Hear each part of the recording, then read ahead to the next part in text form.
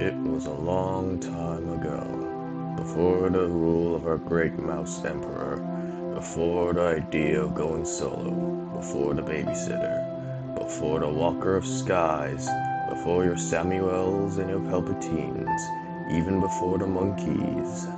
There was just a man. A man with a dream of creating his own art. A man who, when growing up as a boy, who had looked at the wonders of science fiction films and grew up thinking, yeah, I could probably do better. And to be fair, that probably wouldn't be the hardest thing to do.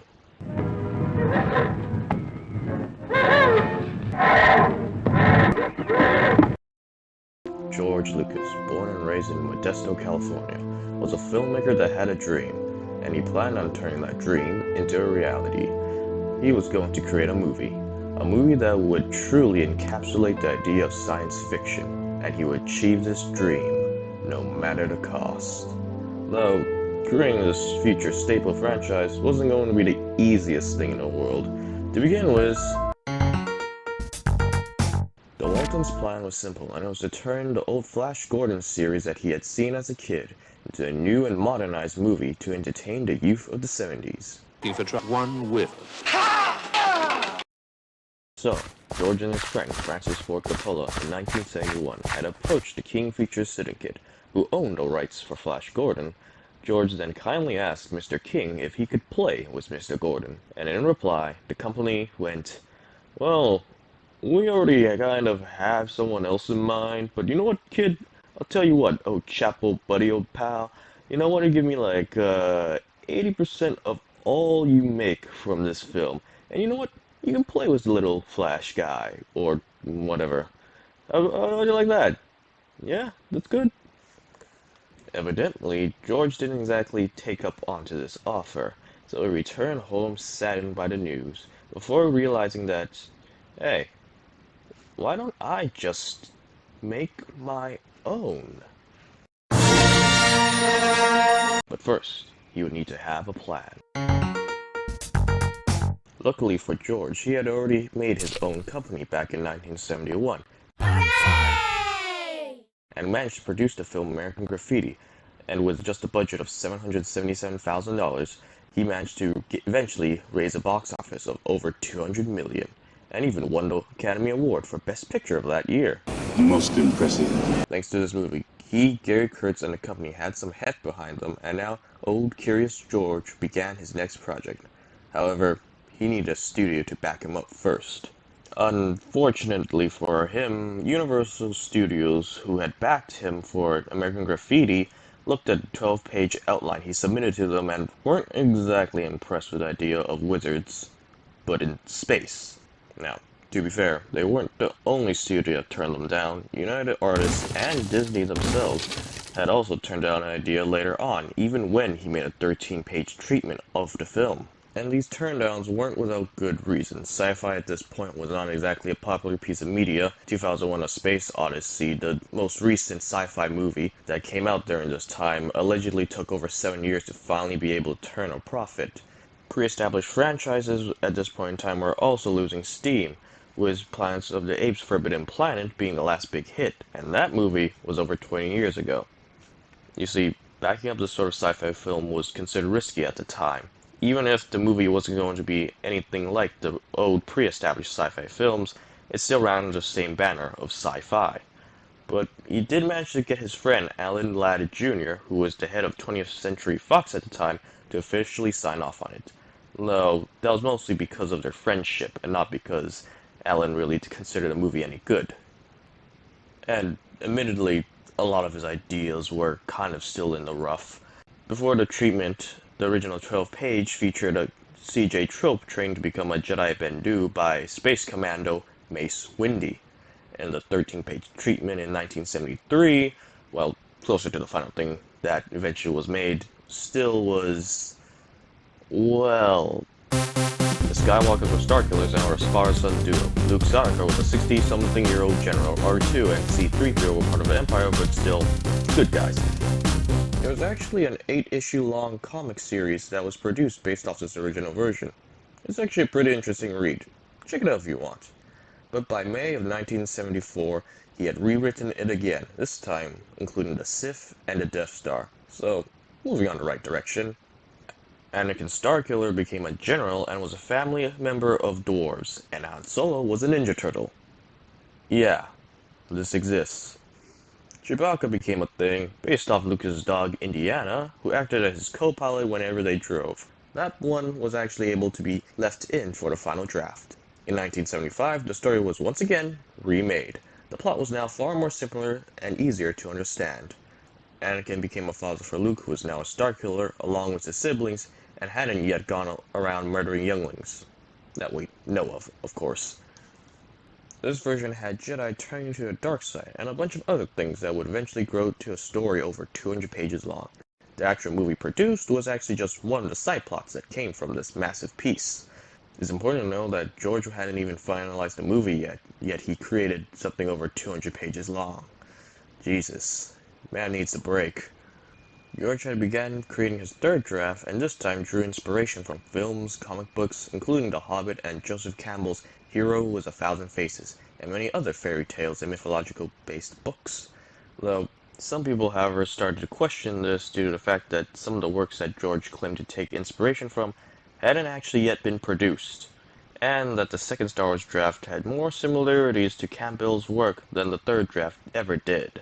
Still, that's not too important. What's important is that the third draft was over 250 pages long this time, and what's even better is that it actually outlined the original trilogy. George had now divided his draft into 3 parts because, well, it was a near 300-page draft, and like before, it had many different plot points. This split, as you could guess, eventually led to the separate movies, which then eventually led to there being 2 different Death Stars, along with other things, but that's not important right now. What's important is the money, which admittedly was not a lot. Initially only receiving $5 million, they managed to increase the budget to $8.25 million. So, George had to get creative, and rewrote his draft for a 4th time, this time in order to encompass with the smaller budget, especially since Fox shut down its special effects department. Yeah, that happened. Luke, now an only child, and with his father now dead, and Ben Kenobi becoming his father figure. This draft was finished in January 1st, 1976, and dubbed The Adventures of Luke Skywalker as taken from the Journal of the Wills Saga 1, The Star Wars. You sure this isn't some sort of Japanese light novel? By March, the script was made, and Luke was no longer killer of stars, but would now walk the skies. I know, I'm alright with these jokes. Here all week. Ben Kenobi was fated to die at the end of the movie, as well as the introduction of the now famous text crawl, which, much like the rest of his work, was originally so long that it had to be edited down. But at the very least, the script was done for now. Next up was... Lucas hired conceptual artist Ralph McQuarrie along with several other conceptual designers to actually turn the storyboards, spacecraft scenery, props, and etc. into a reality. While the conceptual designs were impressive and new, they were also never seen before, meaning that everything had to be built from scratch. So, he proceeded to commission production designers John Barry and Roger Christian. Lucas didn't want everything in his universe to be all clean and shiny, believing that a more used look would be more realistic, not the very plastic and stupid uniforms that are seen in things like Flash Gordon. So he had the designers give a stark contrast to all the props and sets made for the Rebels and Tatooine, being all aged and dirty compared to that of the pristine Empire. Work for these designs began even before Century Fox approved of the movie, meaning that they worked for 5 whole months with essentially no budget. Though Lucas did try to make up for this by using the earnings received from American Graffiti, but that soon dried out. They didn't have the money needed to be able to properly dress the sets, so they had to get creative. Roger Christian came up with the idea of using literal scrap to help dress up the sets. This actually worked out rather well. Surprisingly, one of the most complicated creations was the chess set that Chewbacca and C-3PO play, which only lasts a few seconds. By the end, a total of 30 sets were created for the entire movie, and everything was ready for... Despite the budget issues and script rewrites, everything had been completed, except for the special effects because, well, the Fox team had disbanded at this point. No worries, however, because George had started up his own visual effects company back in 1975 called Industrial Light and Magic. And with the help of John Dykstra and his team, they managed to pioneer the digital motion control photography, which allowed small models to have the illusion of being life-size. With that sorted, next he needed a good cinematographer to be able to apply his vision. Thus, he hired Gilbert Taylor. However, the two of them on set butted heads quite a bit throughout the entire process. Was Lucas too busy with other aspects of the film to attend to all the meetings and to contact Taylor properly? So, Taylor took it upon himself to start with the photographing. The main issue was that Lucas was an independent filmmaker who was used to controlling his own elements, and Taylor believed that George Lucas was overstepping his boundaries. There were even times in which he demanded something and Taylor would deny him and just ask for what visuals Lucas would like. Then Taylor would decide on how to shoot it. The part still worked out, mostly. George's main priority was now the sets, so a filming area for Tatooine must be found. The producer for the movie went to look for a location that suited their needs. At first, Tatooine was meant to be a jungle plan, but the idea of filming a jungle gave George the itchies, so he changed the plan to a desert one. The Tunisian desert was chosen as the filming area. Though issues had come up with filming in a literal desert. For one, there was a lot of sand, and I don't like sand. It's coarse and rough and irritating. It gets everywhere.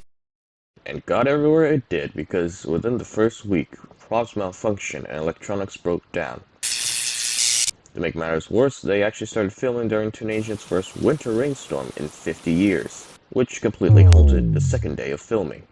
But nevertheless, they moved forward, beginning to film the desert scenes first while the construction crew worked on building the many sets. Here was the first time Star Wars would begin being recorded on film. So of course Anthony Daniels, the man playing C-3PO, could not see through the mask, and the radio controlling R2-D2 signals kept going out due to interference from the sand. Eventually they moved the filming scenes to the town of Matama and recorded additional scenes back in Death Valley, North America when needed. Fortunately, the filming would then move to London. Unfortunately, due to the country's strict work conditions, they were only allowed to film until 5:30 p.m. It didn't help that a majority of those working also didn't take the film really seriously, with R2's Kenny Bacon believing it would be a failure, and Harrison Ford not even liking the movie itself, and kept telling George about his issues with the script. I said to George, you can type this stuff, but you can't say it. Wait, no, that one's normal. You told me last time you were here that you've been pushing for many years to have Han Solo killed off. I argued for 30 years for this to happen. Right. Technicians blew up parts of the set, a stuntman got injured. What didn't help was the lack of involvement of Lucas himself, being shy, reclusive, micromanaging a lot, and often not giving much direction to the actors, simply telling them things like faster and more intense. Eventually Mark Hamill just started acting like how he thought George would act in these situations, and that actually worked. And by the way, you know, I went to George just before we filmed this, because I was trying to figure out, I said, are we sort of sending up, is this like a parody, of Flash Gordon, and George said, let's just shoot it and we'll talk about it later. What it meant was, let's just shoot it and we'll never talk about it later. He had to rely heavily on his wife and editors to cut down on the movie scenes. Most of the actors had to figure out how to act out the scenes themselves. But eventually, the issue came back to the money, or lack thereof. Was just $8 million as a budget originally, that quickly ran dry, and executives weren't too keen on spending more money on this project. Eventually a couple more million was allowed, but they only had a week to finish the production. Plus, Mark Hamill was now in a car accident, and injuries caused him to be unable to return for any reshoots. So in order to meet the deadline, they had to split the work into 3 groups, led by Lucas, Kurtz, and a production advisor, Robert Watts. To make matters worse, George didn't like England. He didn't get along with the crew, and his house was broken into. He developed a cough and a foot infection and could barely get out of bed during the final days of filming. Needless to say, this did not help Lucas's stress levels, which eventually led to him having a high blood pressure. But at least the production was done, and now he only had to worry about... While filming was being done in Tunisia, editor John Jimson began cutting the film together. However, once again, John had no idea what Lucas wanted, so he had no idea how to edit the film. And Lucas wasn't impressed with John's rough cut, with the scenes that were cut together not exactly coherent. It didn't help that John disliked Lucas's work style. Eventually, halfway through production, John was replaced with Paul Hirsch, Richard Chew, and his then-wife, Marcia Lucas, who were probably the biggest reason why the film was actually able to be so successful. Originally, the film contained several alternative takes and deleted scenes. Many of these were extremely long in length, most famously a 5-minute intro of Luke and his pals, which delved way too much into explaining the plot, introducing very few important characters, with the film likening more to a documentary. So Lucas accelerated storytelling, removing the early Luke scenes and focusing on R2 and C-3PO for the first 30 minutes. However, another issue came up, and that was the special effects team needed to work on brand new special effects, and half the $2 million budget was already spent on 4 unusable shots, and hundreds more waiting to be done. Industrial Lights and Magic had to complete a year's worth of work in just 6 months. But the team held firm and went to work, re-innovating the world of special effects and making maximum use of blue screen effects, figuring out new strategies for effects on objects like lightsabers and blast blades. For the time being, they used old war movie dogfights cut into the scenes to help give a feel of what the film should be. Though, not all was lost. The sound department was actually making some headway at least. Ben Burtt was able to invent those sounds for blasters, lightsabers, Chewbacca's growls, R2's chirps and beeps, as well as the Darth Vader breathing mechanics. An early cut for the film was actually screened for Fox executives. Directors and Marvel members planning to adapt the film into a comic book were all there. And this early version had a different opening crawl, used Prowse's voice for Darth Vader. I'm tearing this ship apart piece by piece until you find those tapes. Find the passengers of this vessel. I want them alive! Lacked most special effects, and when the Millennium Falcon fought TIE fighters, the film cut to footage of World War II dogfights. Steven Spielberg even mentioned how he was the only one in the screening who seemed to enjoy the film. But the studio executives loved it, though at this point the budget for this film, however, had increased to $11 million, so a lot of landscape shots had to be changed, as well as a few ideas, namely Jabba, who had to be scrapped. Though fortune struck again when Steven Spielberg recommended John Williams to be the music composer. Wiz Williams, an original soundtrack for the film, was completed in 12 days. The music was done, the filming was done, the effects were all complete. All that was left was for the marketing team to do its work and wait for opening day. After all the film and budget issues, after all Lucas's personal health problems, it was finally time to see how the masses would react to the film. 20th Century Fox moved the release date to May 25th, the Wednesday, believing that other summer blockbusters would beat it out. Not believing it would be much of a hit, Fox offered to buy the right for sequels and merchandise for George for $500,000, but George held firm, though he did make a deal with Spielberg to trade 2.5% of the film's profits with Spielberg's Close Encounters of the Third Kind, not believing that his film would be that successful. And on Wednesday of its release, less than 32 theaters held the movie. Then, it increased by 8 on Friday. Then, it broke box office records. And its release was then brought into more theaters, despite it always being planned to be a secondary film in the eyes of many theaters. Lucas, on the other hand, feeling that the film might fail, had made plans to leave with his wife for Hawaii, completely forgetting about its release. On Wednesday's release, he went to a burger joint for lunch, only to be confronted by a long line of people along the sidewalks leading to Mann's Chinese Theater. Lucas, unable to believe the success despite the reports he had been given by Ladd earlier, only then realized what he had accomplished when his film began being discussed on the news. Star Wars. It is more than just a successful movie, it is a box office phenomenon. And it wasn't just him who found newfound fame. Technical crew members were asked for their autographs, and when Harrison Ford was purchasing an album, he had his shirt ripped off by some overzealous fans. It was truly a new hope for reinvigorating Fox, doubling profits and stocks, and went to a worldwide release.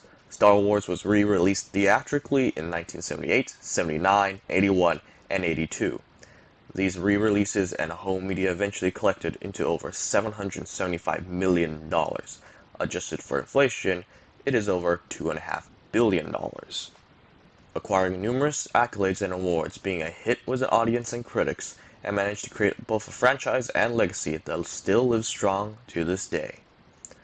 Despite everything from the lack of faith of executives to the filming disasters, a campy opera in space about wizards and silly costumes managed to prevail, and turn into something truly great. George Lucas, a man who wanted to tell a fantastical story managed to achieve his dreams.